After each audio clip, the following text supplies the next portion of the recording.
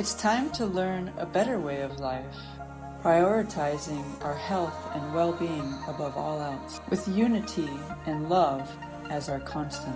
I desire to help the world heal. The first step to healing and change is internal. If we continue in this direction, humanity as a whole will not survive. So let's get clear and imagine To see the world living in harmony with nature and who we are.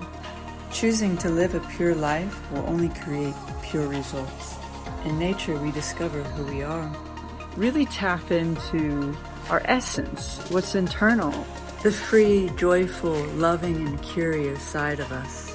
Connect with the moment, with our breath, who we are, the reality of the moment, how incredible it is that we are here, that we're alive. So that we can get together and celebrate and have fun, enjoy this moment together, enjoy life together, become united, learn better ways to take care of our home and each other.